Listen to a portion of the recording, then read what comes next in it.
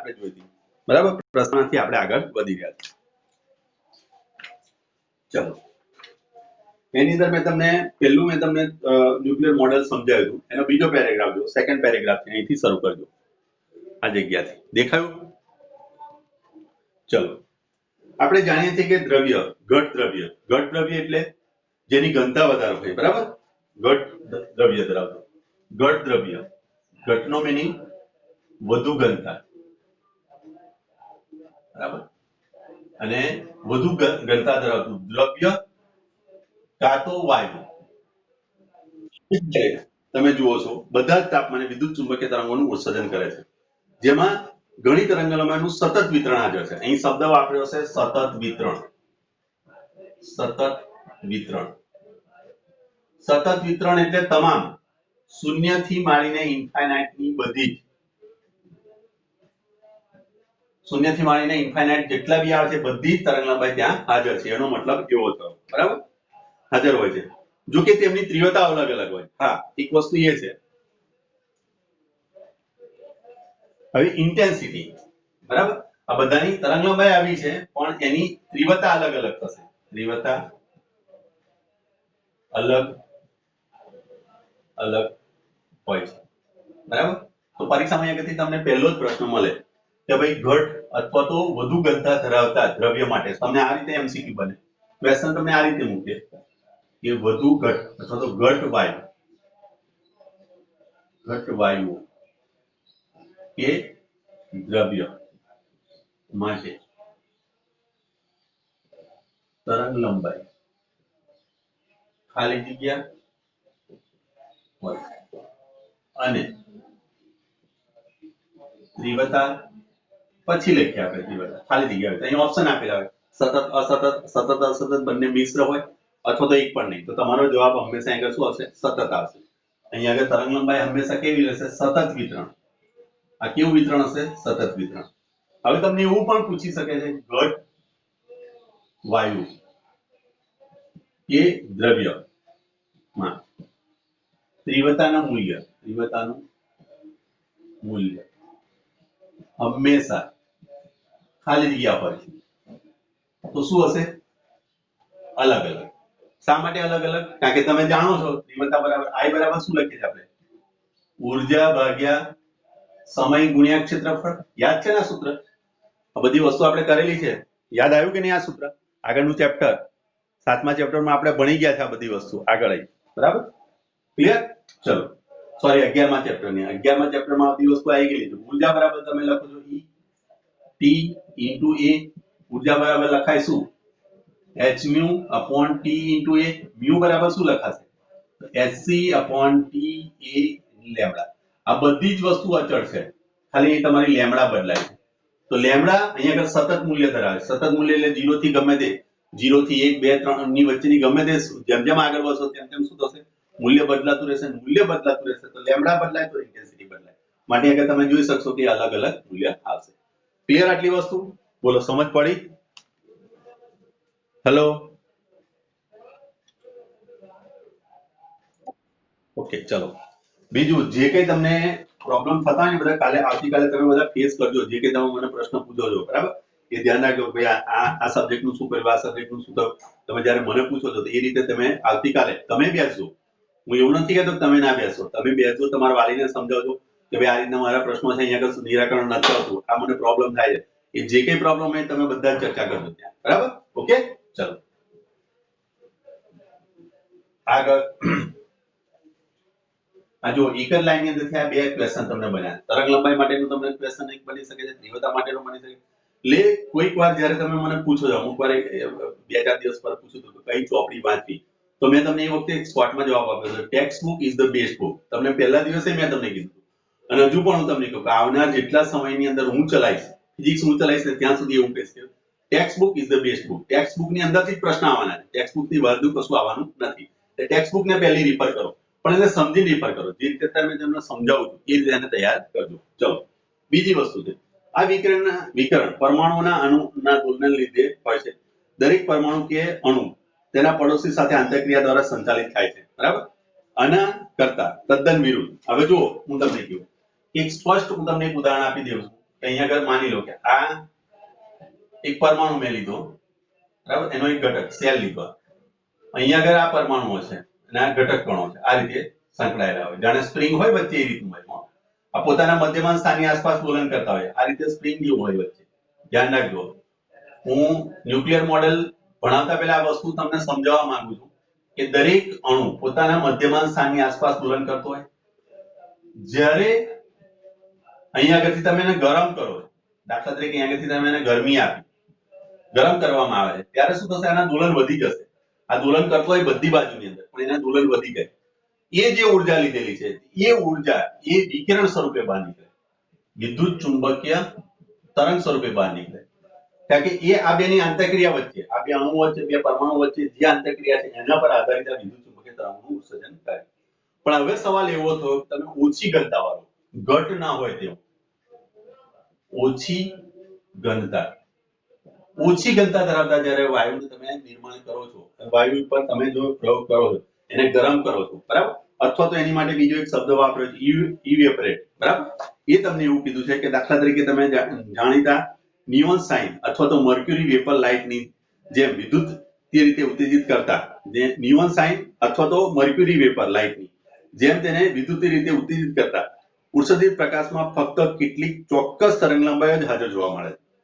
જ્યારે આ પરિસ્થિતિની અંદર ઓછી ઘનતાવાળો વાયુ અથવા વાયુને જ્યારે તમે ગરમ કરો છો, આને ગરમ કરવામાં આવે છે ત્યારે એની અંદરથી વિદ્યુત ચુંબકીય તરંગ જે છે, વિદ્યુત ચુંબકીય તરંગ ની તરંગ લંબાઈ એ કેવી હોય છે? અસતત હોય છે. ચોક્કસ એટલે કે કેવી? અસતત હોય છે. એટલે એના મૂલ્ય બદલાતા રહે છે, નિશ્ચિત સંખ્યા સાથે બદલાતા રહે છે. દાખલા તરીકે આ સૂત્ર તમે ભણશો 1/λ=r1/n² - 1/m². આ સૂત્ર તમે આગળ જતા હું તમને બામર સિરીઝ એ બધી ભણાવીશ, ત્યારે સિરીઝ આપણે ભણીશ, કદાચ તમે ફંડ શ્રેણી, બામર શ્રેણી, લાયમન શ્રેણી, બધી શ્રેણીઓ તમે કેમિસ્ટ્રી ભણ્યા છો, તો એ શ્રેણીનું આ મેઇન સૂત્ર છે. આ મેઇન સૂત્ર પણ આપણે તારવાનું છે અને એના પછી આગળ વધવાનું છે. તો આ સૂત્ર મુજબ બદલાય છે. તો એક મોટો સવાલ એ થયો કે આની અંદરથી અસતત તરંગ લંબાઈ કેમ જ નીકળે, બરાબર? આ એક મોટો સવાલ થયો. રુથરફોર્ડે જે મોડેલ આપ્યું એ મોડેલને આપણે ન્યુક્લિયર મોડેલ કહીએ છીએ. ન્યુક્લિયર મોડેલ મુજબ શું થાય કે જે રીતે સૂર્યની આસપાસ તમે જાણો છો જે રીતે આ સૂર્ય છે અને સૂર્યની આસપાસ પૃથ્વી આ રીતે ભ્રમણ કરે છે, આ પૃથ્વી, બરાબર, એ જ રીતે સેમ મોડેલ આવું છે કે વચ્ચેનો ભાગ જે છે ન્યુક્લિયસ, આ ન્યુક્લિયસ એ તમારું સૂર્યના સ્થાન પર છે, આ ન્યુક્લિયસ છે, બરાબર, આ ન્યુક્લિયસ, અને એની આસપાસ ઇલેક્ટ્રોન ભ્રમણ કરે છે. તો આ વિશ્વનું સૌથી મોટું મોડેલ અને આ વિશ્વનું સૌથી નાના મોડેલ જેને આપણે આની નરી આંખે નથી જોઈ શકતા અને આને પણ નરી આંખે નથી જોઈ શકતા. તમે એમ વિચારો કોઈ પૃથ્વી અને સૂર્યની આસપાસ ફરે છે, લાવ જોઈએ, આપણે બહાર નીકળી જોઈએ, ધાબા પર જોઈએ તો આપણને નહીં ખબર પડે. આ વિશ્વનું સૌથી મોટું મોડેલ છે, આ વિશ્વનું સૌથી નાનામાં બ્રહ્માંડનું સૌથી નાનામાં વિશ્વ એટલે. તો આ બંનેને આપણે નરી આંખે નહીં જોઈ શકતા. તો સ્વાભાવિક વસ્તુ છે કે આ બંને વચ્ચે સામ્યતા છે, પણ અમુક લિમિટ અહીંયા આગળ કઈ મારી જાય છે કે અહીંયા આગળ અસતત તરંગ લંબાઈ, હા નો ડાઉટ મોડેલ આવું જ છે, રુથરફોર્ડે જે મોડેલ આપ્યું વાસ્તવિક મોડેલ સાથે મેળ ખાય છે ખરો, પણ સવાલ એ શું છે કે અસતત જે તરંગ લંબાઈનું ઉત્સર્જન છે એ રુથરફોર્ડ પણ આ સમજાઈ નહીં શકે, બરાબર. અને આ ચેપ્ટરની અંદર આપણે આ બધી ડિટેલ્સને જોવાની શા માટે આવું થઈ રહ્યું છે, બરાબર. ઓકે, ચલો આગળ જઈએ. અહીં શું કહે છે? તેનાથી તદ્દન વિરુદ્ધ ઓછી ઘનતા વાળા વાયુને જ્યોતમાં ગરમ કરતા અથવા જાણીતા નિયોન સાઇન, અંડરલાઈન કરજો, નિયોન સાઇન કે મર્ક્યુરી વેપર લાઇટની જેમ વિદ્યુતીય રીતે ઉત્તેજિત કરતા. નિયોન સાઇન એટલે નિયોન બલ્બ તમારી જોડે હોય, આ રીતે વાયુ ભરેલો હોય, અહીં નિયોન વાયુ ભરેલો હોય, બે ઇલેક્ટ્રોડ અહીંયા આગળ મૂકેલા હોય, બરાબર. અહીં હાઈ ટેન્શન આપેલું હોય, દાખલા તરીકે અહીંયા આગળ હાઈ ટેન્શન તમે આપ્યું, આ હાઈ ટેન્શન બેટરી અહીંયા આગળ આપી, હાઈ ટેન્શન, અહીં નિયોન વાયુ ભરેલો. કયો વાયુ છે? નિયોન. તમે આની અંદરથી કહી શકો, આનું સિમ્પલ ઉદાહરણ છે તમારા ઘરમાં ટ્યુબલાઇટ. આ ટ્યુબલાઇટ નું ઉદાહરણ તમે લઈ શકો છો. ટ્યુબલાઇટ ની અંદર તમે જો બે છેડા આપેલા છે, આ રીતે ટ્યુબલાઇટ હશે. જો આપણા ઘરમાં જે ટ્યુબલાઇટ છે ને એ આ રીતની હશે, અહીં ચોક ને બધું હશે, પણ અહીંયા આગળ ઇલેક્ટ્રોડ આપેલો હશે બે, અહીં એસી વોલ્ટેજ તમે જે આપેલો છે એ, અને આના કારણે અહીં પ્રકાશ આ છે ને એની અંદર વાયુ ભરેલું હોય, બરાબર. એ વાયુને કારણે શું થશે? એમાંથી અહીં તમને પ્રકાશ જોવા મળશે. આ વસ્તુ સેમ વસ્તુ આ છે, બરાબર. અહીંયા આગળ તમે આની તરંગ લંબાઈ માપવા જશો તો એ કેવા મૂલ્ય આવશે? અસતત તરંગ લંબાઈ આવશે. કેવી આવશે? અસતત તરંગ લંબાઈ. સમજ પડી આ વસ્તુ? તમારા ઘરની અંદર જ તમારે જે ટ્યુબલાઇટ છે એ નિયોન, બરાબર, એ નિયોન વાયુ ભરેલો છે એની અંદર, એનું પણ આ એક્ઝામ્પલ. એને આપણે વિદ્યુતીય રીતે ઉત્તેજિત કર્યું. તમે જ્યારે લાઇટ ચાલુ કરો છો તો એની અંદર શું થાય છે? વિદ્યુતીય ઉર્જા ઉત્પન્ન થાય. એ વિદ્યુતીય ઉર્જા ઉત્પન્ન થાય એટલે અહીંયા આગળ તમે જોઈ શકો છો, અહીંયા આગળથી એક નાનું ઉદાહરણ લીધું. દાખલા તરીકે આ પરમાણુ છે નિયોન, બરાબર. એ નિયોનનો પરમાણુ અહીંયા આગળથી પોઝિટિવ ઇલેક્ટ્રોન ના નેગેટિવ, તો એને વિદ્યુતીય ઉર્જા મળે. એ ઉર્જા મળશે એટલે આ ઉત્તેજિત અવસ્થામાં જાય. ઉત્તેજિત અવસ્થામાં ગયેલો ઇલેક્ટ્રોન, આની અંદર જે ઇલેક્ટ્રોન છે ઉત્તેજિત અવસ્થામાં ગયો, એ 10⁻⁸ સેકન્ડ જ ઉત્તેજિત અવસ્થામાં રહે અને ફરી એ પોતાની અવસ્થા, મૂળ અવસ્થામાં પાછો આવી જાય. આપણે યાદ રાખજો, કોઈ પણ ઇલેક્ટ્રોન જ્યારે ઉત્તેજિત અવસ્થામાં જાય તો 10⁸ સેકન્ડ જેટલા સૂક્ષ્મ ગાળા સુધી જ રહે, ફરી એ પાછો આવી જાય. જેવી રીતે હું તમને કહું કે દાખલા તરીકે કાલે સ્કૂલ શરૂ થાય, બરાબર, કાલે સ્કૂલ શરૂ થઈ, તમારે 8 વાગે હાજર થવાનું છે, તો 8 થી 4 નો ટાઈમ છે. 4 વાગ્યા પછી તમે ક્યાં જાઓ? ઘરે જાઓ ને પાછા? હલો, 4 વાગે છૂટે તો તમે ઘરે જ રીતે જાઓ છો. એ જ રીતે અહીંયા આગળ ઇલેક્ટ્રોન ઉત્તેજિત થાય તો જે રીતે તમે બેસો છો એમ ત્યાં 10⁻⁸ સેકન્ડ સુધી જ બહાર જાય, એ સ્કૂલે જાય, ફરી પાછો પોતાના ઘરે આવી જાય. એવી રીતે જ્યારે પોતાના ઘરે પાછો આવે તો એને જે ઉર્જા લીધી છે એ ઉર્જા વિકિરણ સ્વરૂપે બહાર ફેંકે, અને આ બધી જે ઉર્જા વિકિરણ સ્વરૂપે બહાર નીકળે એને આપણે પ્રકાશ કહીએ છીએ. જે ટ્યુબલાઇટ માંથી પ્રકાશ મળે છે, નિયોન, બરાબર. અને એ પ્રકાશની તરંગ લંબાઈ તમે માપશો ને તો કેવી હશે? અસતત તરંગ લંબાઈ હશે. અને આ એક મોટો પ્રશ્ન થયો. એ વખતેના જમાનામાં લોકો આ વસ્તુને સમજાવી શકતા નતા. અને સમજણ શા માટે નથી, બરાબર? શા માટે આવા બધા સૂત્રો આવે છે એની આપણે સમજ મેળવવી છે, બરાબર. અને એ છે પરમાણુનો અધિતર્ક. એ પરમાણુનો અધિતર્ક આપણે મેળવવો છે, બરાબર. જો 19મી આગળ જુઓ, આ વર્ણપટ પ્રકાશિત રેખાની શ્રેણી રૂપે દેખાય છે, બરાબર. આવા વાયુમાં પરમાણુની જગ્યા વધારે હોય છે. આથી ઉત્સર્જિત વિકિરણ કે પરમાણુ અણુ વચ્ચે આંતરક્રિયાને બદલે વ્યક્તિગત પરમાણુ લીધે હોવાનું માની શકાય છે. અહીંયા તમે જો ઓછી ઘનતાવાળો વાયુ લીધો, ઓછી ઘનતા, ક્લાસની અંદર 3 જ જણા બેઠા હોય આખા ક્લાસમાં, અને આખા ક્લાસમાં 36 જણા બેઠા હોય, તો ઘનતામાં ફરક પડ્યો. પેલામાં 3 જ જણા હતા અને પેલામાં 36 જણા હતા. તો આ ઘનતા ઓછી છે માટે વ્યક્તિગત રીતે અલગ અલગ થાય, બે વ્યક્તિ વચ્ચેનું અંતર વધી ગયું છે, બે પરમાણુ વચ્ચેનું અંતર વધી ગયું છે, માટે આવું થતું હશે એવું માની શકાય. ક્લિયર આટલી વસ્તુ? ચલો એના પછી જુઓ 19મી સદીના આ પ્રસ્તાવના છે ભાઈ. આ પ્રસ્તાવનાની અંદરથી આપણને સવાલ મળી શકે. તમને સવાલ અહીંયાથી પૂછી શકે કે ભાઈ ઓછી ઘનતાવાળા વાયુને જ્યારે ગરમ કરવામાં આવે છે ત્યારે ખાલી જગ્યા તરંગ લંબાઈ મળે, તો કઈ તરંગ લંબાઈ મળે?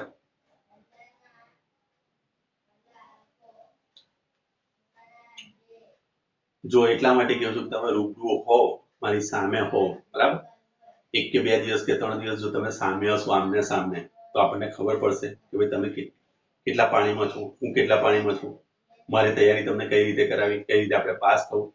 અને હું તમને ગેરંટી સાથે કહી શકું છું કે જો તમારી તૈયારી વ્યવસ્થિત નહીં હોય તો મને દેખાઈ આવશે, તો એને અનુરૂપ હું તમને સજેશન આપીશ કે ભાઈ આ રીતે તૈયારી કરો, આ રીતનું વાંચો, આ રીતનો પ્રયત્ન કરો. તો રૂબરૂ તો તમારે આવવું તો પડશે. માટે હું તમને હજુ કહું છું કે તમે તમારા પેરેન્ટ્સ જોડે કન્વિન્સ કરો, બરાબર, કે ભાઈ આપણે એકાદ દિવસ તો રૂબરૂ જવું જ પડશે, 1-2 દિવસ, બરાબર. નહીં તો તમને સમજવું પડશે. હું તમને એમ કહું, બરાબર. તમે સમજી શકશો શું? હું તમને કઈ રીતે સમજી શકીશ કે ભાઈ ચલો આ બધા જવાબ હવે અહીંયાથી 1-2 જણા હા નામાં જવાબ આપી જાય છે મને, બરાબર. બાકીના બધા જવાબ નથી આપતા. બોલો શું થાય એની અંદર? જ્યારે તમે ઓછી ઘનતાવાળો વાયુ ભરો છો અને એને ગરમ કરો તો એક પ્રશ્ન થઈ ગયો, અને આની અંદર જ માર ખાઈ જાય, બરાબર. તમે જોજો જ્યારે પેપર આવશે ત્યારે તમને કહું જે શબ્દો હું બોલું છું એની અંદરથી જ બધા પ્રશ્નો આવવાના છે. આના સિવાયનું બહારનું કશું આવવાનું નથી. તમે તમારા માઇન્ડથી વિચારજો, બરાબર. ચલો અહીંયા આગળ કયો જવાબ આવશે? અસતત આવશે. સમજ પડી? તો અસતત હોવા પાછળનું કારણ શું? તો ઓછી ઘનતાને કારણે બધા દૂર છે બે પરમાણુ, માટે હોવાનું એવું માનવામાં આવે છે. ક્લિયર? ચલો આગળ જઈએ. 19મી સદીના પ્રારંભમાં એમ પ્રસ્થાપિત થયું કે, અંડરલાઈન કરજો, દરેક તત્વ સાથે વિકિરણનો લાક્ષણિક વર્ણપટ સંકળાયેલો છે. અંડરલાઈન કરો. 19મી સદીમાં એવું પ્રૂવ થયું કે દરેક પરમાણુ સાથે એનો લાક્ષણિક વર્ણપટ. કેવો વર્ણપટ? લાક્ષણિક, એટલે જે તે તત્વની લાક્ષણિકતા આપે. લાક્ષણિક વર્ણપટ એટલે હું તમને સમજવા માટે એક સિમ્પલ એક્ઝામ્પલ આપું, બરાબર. અહીં અંડરલાઈન કરજો આ, બરાબર, કે દરેક તત્વ સાથે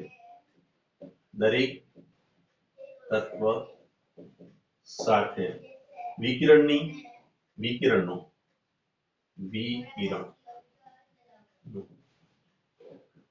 લાક્ષણિક વર્ણપટ સંકળાયેલ છે. વર્ણપટ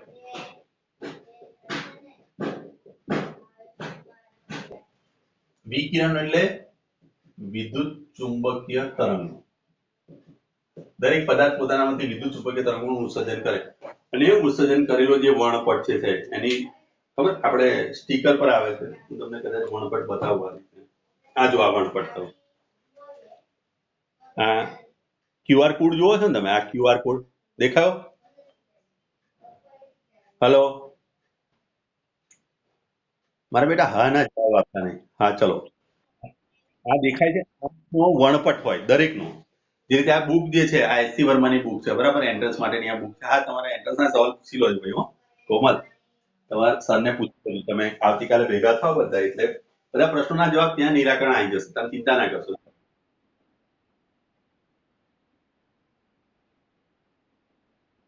ના,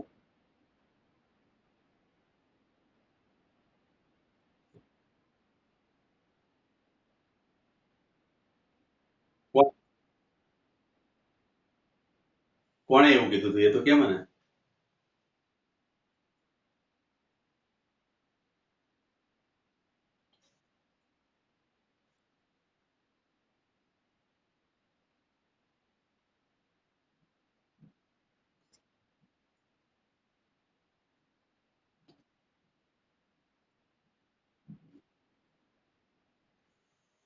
ઓકે ઓકે, હા વાંધો નહીં ચાલ, કઈ નહીં, હું આજે વાત કરી લઉં, બરાબર.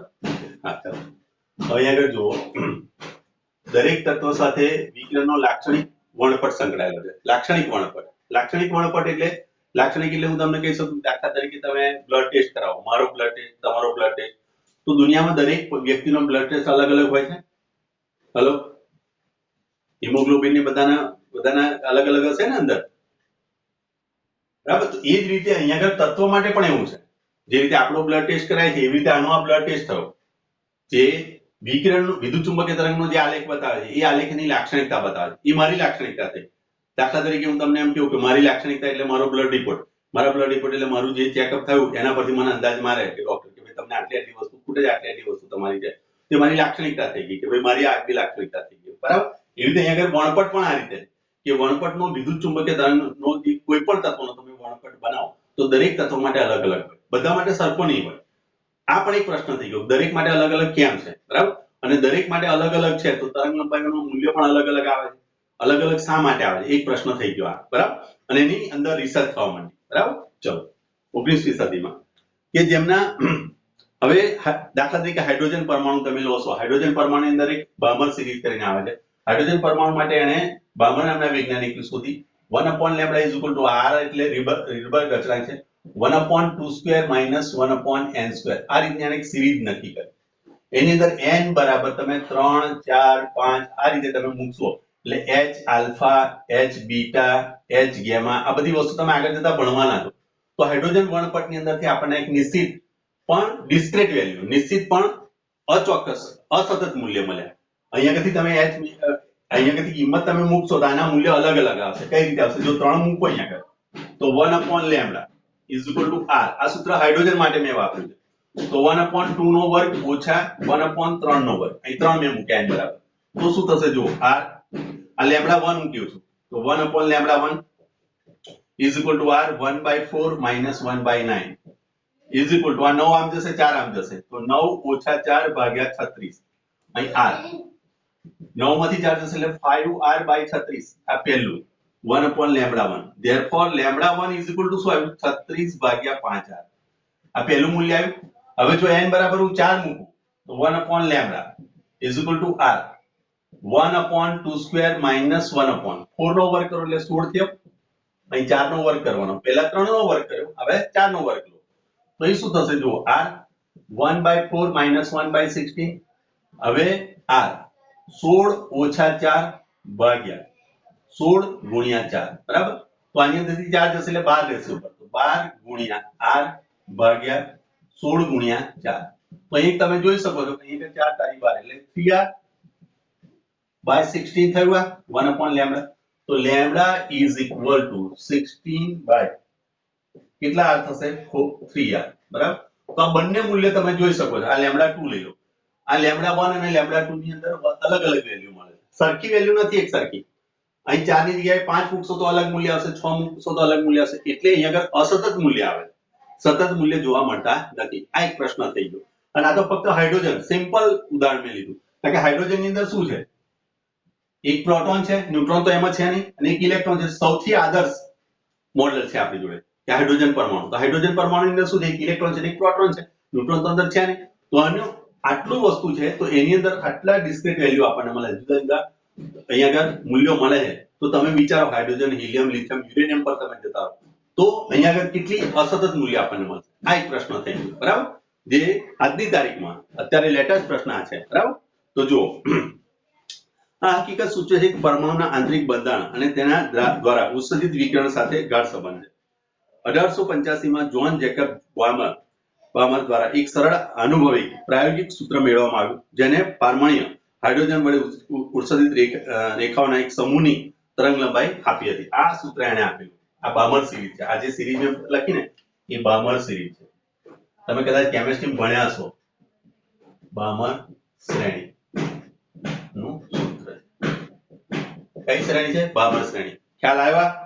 આ બામર શ્રેણી અંદર તમે જેમ જેમ અલગ અલગ મૂલ્ય મૂકો છો તો અલગ અલગ તમને તરંગ લંબાઈ જોવા મળે. સિમ્પલમાં સિમ્પલ પરમાણુ તમે લો છો તો આ પરિસ્થિતિ આવે છે, બરાબર. જો જાણીતા તત્વોના હાઇડ્રોજન સૌથી સરળ હોવાથી આ પ્રકરણમાં તેના વણપટ વિશે વિગતવાર આપણે અભ્યાસ કરીએ. સૌથી સરળ છે માટે આપણે એનો અભ્યાસ કરીએ.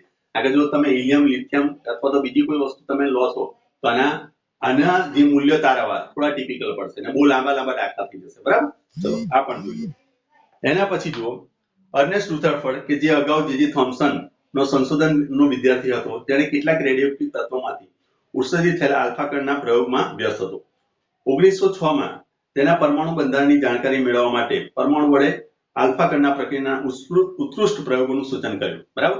એણે શું કર્યું? આલ્ફા પાર્ટિકલ જાણતો હતો, આલ્ફા પાર્ટિકલના રિસર્ચમાં હતો. તો એણે એના બીજા બે વિદ્યાર્થીઓ હતો, ગાયગર અને માસ્ટર, એને આ પ્રયોગ કરવાનું કીધું. આલ્ફા પાર્ટિકલનું પ્રકીર્ણન. આલ્ફા પાર્ટિકલનું પ્રકીર્ણનની વાત કરવામાં આવે છે. જો આલ્ફા પાર્ટિકલના પ્રકીર્ણન માટે એને ગાયગર અને માસ્ટરને કામ સોંપ્યું. જો જે થોમ્સન જે હતો, જે થોમ્સન, આ ઇતિહાસ એને કોઈ લેવા દેવા નથી. આનો વિદ્યાર્થી હતો એ રુથરફોર્ડ, બરાબર. આનો વિદ્યાર્થી હતો. એના હાથથી જે બે કામ કરતા હતા, ગેઈગર લખેલું છે, ગેઈગર અને માસ્ટર. આ વૈજ્ઞાનિકોને નામ એને કામ આપ્યું કે ભાઈ તમે આલ્ફા કણોનું પ્રકીર્ણન જોવાનો પ્રયત્ન કરો. તો આ બધાએ શું કર્યું? સોનાના વરખ ઉપર આલ્ફા પાર્ટિકલનો મારો કરી અને એના પરથી અમુક અવલોકન મેળવ્યા.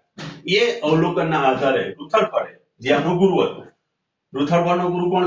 જે થોમ્સન. જે થોમ્સનનો શિષ્ય રુથરફોર્ડ હતો. રુથરફોર્ડના બે શિષ્ય હતા. અને તમને જાણીને આશ્ચર્ય થશે, આ ફક્ત 20 જ વર્ષના હતા અને એ વખતે એમણે સ્નાતકની ડિગ્રી પણ નથી લીધી. એમણે અવલોકન કરેલું. અવલોકન જબરદસ્ત છે, ચેમ્બર પણ જબરદસ્ત છે. આગળ આપણે ભણવાના છે, બરાબર. તો આના પરથી એ અવલોકન એને એવું લીધું અને એ અવલોકનને આધારે રુથરફોર્ડે એવું મોડેલ રજૂ કર્યું કે પરમાણુનો સમગ્ર ધનવિદ્યુતભાર એના કેન્દ્રમાં કેન્દ્રિત થયેલો હોય, સમગ્ર ધનવિદ્યુતભાર, અને ઇલેક્ટ્રોન એની આસપાસ, ન્યુક્લિયસની આસપાસ ઇલેક્ટ્રોન વર્તુળાકાર માર્ગે ભ્રમણ કરે. સેમ ટુ સેમ જે રીતે આપણે ઉપગ્રહનું મોડેલ છે, ગ્રહોનું મોડેલ છે, બરાબર. તો એ રીતે અહીંયા આગળ એને ન્યુક્લિયર મોડેલ સૌથી પહેલા રજૂઆત કરી. આ મોડેલ તમે જાણો છો કે હું જાણું છું કે આ મોટા ભાગે આના જેવું જ મળતું આવે છે, બરાબર. અધિતર્ક જેવું જ મળતું આવે છે, જે આપણે મૂળ અધિતર્ક છે એના જેવું છે. પણ સવાલ એ છે અહીંયા આગળ કે આની અંદરથી ઉત્પન્ન થતું અસતત લેમ્ડા એ હજુ પણ આ મોડેલ સમજાઈ શક્યું નહોતું, બરાબર. તો કોઈક વાર તમને પ્રશ્ન પૂછે કે રુથરફોર્ડ મોડેલ એ અનસક્સેસ કેમ ગયું? તો અહીંયા આગળ પરમાણુની અંદરથી જે આલ્ફા પાર્ટિકલ, પરમાણુની અંદર જે અસતત મૂલ્ય નીકળે છે લેમ્ડાનું, બરાબર, અથવા તો તરંગ લંબાઈના અસતત મૂલ્ય, એ રુથરફોર્ડ સમજાઈ શક્યો નથી. માટે આ મોડેલ સક્સેસ નથી. હા, છતાં પણ આ મોડેલને આપણે અભ્યાસ કરવાનો છે. તમને એમ લાગતું હશે કે જે મોડેલ સક્સેસ નથી પણ એનો અભ્યાસ કરવાનો, હા, જે અનસક્સેસ વસ્તુ છે એનો તમે અભ્યાસ કરશો તો આગળ જતા આની અંદર તમારા માઇન્ડમાં કોઈ એવો આઈડિયા આવે, આગળના ભવિષ્યમાં તમે એન્જિનિયર બનો, ડોક્ટર બનો, રિસર્ચમાં જાઓ તો આ બધી વસ્તુ તમારે ત્યાં ઉપયોગમાં લેવાની. આ અસફળ મોડેલ છે, છતાં પણ અમુક બાબતો એની સફળ થયેલી છે. એ માટે આપણે એને સિલેબસમાં લીધેલું છે. ઓકે, તો આ સમજવાનો પ્રયત્ન કરીએ આપણે. જો જે થોમ્સનનો સંશોધનનો વિદ્યાર્થી રહેલો હતો, તેણે રેડિયોએક્ટિવ તત્વોમાંથી ઉત્સર્જિત આલ્ફા કણ ના પ્રયોગમાં વ્યસ્ત હતો. 1906 માં તેણે પરમાણુના બંધારણની જાણકારી મેળવવા માટે પરમાણુ વડે આલ્ફા કણના પ્રકીર્ણનના ઉત્કૃષ્ટ પ્રયોગોનું સૂચન કર્યું. ત્યારબાદ 1911 ની આસપાસ હેન્સ ગેઇગર અને અર્નેસ્ટ માર્સડન, જે માત્ર 20 વર્ષની ઉંમરનો વિદ્યાર્થી હતો, તેણે હજી સ્નાતકની પદવી પણ પ્રાપ્ત કરી ન હતી, તેણે આ પ્રયોગ કર્યો.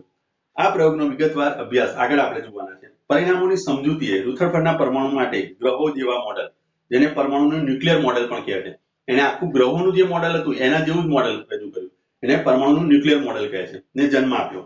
આ મોડેલ મુજબ પરમાણુનો સમગ્ર ધન વિદ્યુતભાર, અંડરલાઈન કરવા લાઈન, પરમાણુનો સમગ્ર ધન વિદ્યુતભાર અને લગભગ બધું જ દળ ન્યુક્લિયસ તરીકે ઓળખાતા નાના કદના વિસ્તારમાં સંકેન્દ્રિત થયેલું છે અને સૂર્યની આસપાસ ગ્રહોના પરિભ્રમણની જેમ ઇલેક્ટ્રોન આ ન્યુક્લિયસની આસપાસ ભ્રમણ કરે છે. જે રીતે મેં હમણાં જ બતાવ્યું કે સૂર્યની આસપાસ આપણે ગ્રહ ભ્રમણ કરે, આ સૂર્ય, એની આસપાસ આપણે પૃથ્વી જે બી ગ્રહ છે એ ગ્રહ, આ ઉપગ્રહ થયો અને આ ગ્રહ થયો, તો ગ્રહની આસપાસ જે રીતે ઉપગ્રહ ભ્રમણ કરે છે એવી જ રીતે અહીંયા આગળ તમારું સમગ્ર ધન વિદ્યુતભાર જેમાં કેન્દ્રિત થયેલું ન્યુક્લિયસ, આ ન્યુક્લિયસ કહેવાશે. અને ન્યુક્લિયસની આસપાસ ઇલેક્ટ્રોન વર્તુળાકાર માર્ગે ભ્રમણ કરે છે, બરાબર. અને આ વર્તુળાકાર માર્ગે ભ્રમણ કર્યું, આ જે મોડેલ હતો એને પરમાણુનું ન્યુક્લિયર મોડેલ કીધું. ક્લિયર? પણ આ ન્યુક્લિયર મોડેલની અનસક્સેસ શું છે અથવા તેની નિષ્ફળતા શું છે? તો ન્યુક્લિયર મોડેલ જે છે એ અસતત મૂલ્ય સમજાઈ શક્યું નથી, બરાબર. એ જોઈએ. રુથરફોર્ડનું ન્યુક્લિયર મોડેલ આપણે આજે પરમાણુને જે રીતે જોઈ શકીએ છીએ તે તરફનું એક મોટું કદમ છે. આમ છતાં તે પરમાણુનો અમુક નિશ્ચિત તરંગ લંબાઈનો જ પ્રકાશ કેમ ઉત્સર્જિત કરે છે તે સમજાઈ શક્યું નહીં.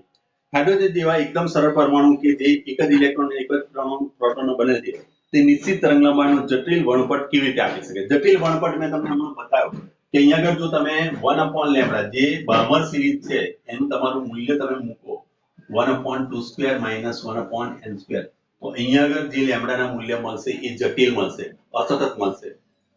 અને તમે જોઈ શકો કે એક જ ઇલેક્ટ્રોન એક જ પ્રોટોન છે છતાં પણ આટલી જટિલતા આવે છે, તો તમે યુરેનિયમ અથવા તો બીજું કોઈ તત્વ લો તો શું પરિસ્થિતિ થાય? બરાબર. ક્લિયર? આટલી વસ્તુ સમજ્યા? તો આ હતી તમારી પ્રસ્તાવના. આ ચેપ્ટરમાં તમે આ વસ્તુ ભણવાના છો, એ વસ્તુની આપણે ચર્ચા કરી, બરાબર. આમાં કોઈ જગ્યાએ તમને તકલીફ હોય તો જોઈ લો, ના સમજ પડે તો મને પૂછો, ત્યાં સુધી પાણી પી લો. ચલો જોઈ લો.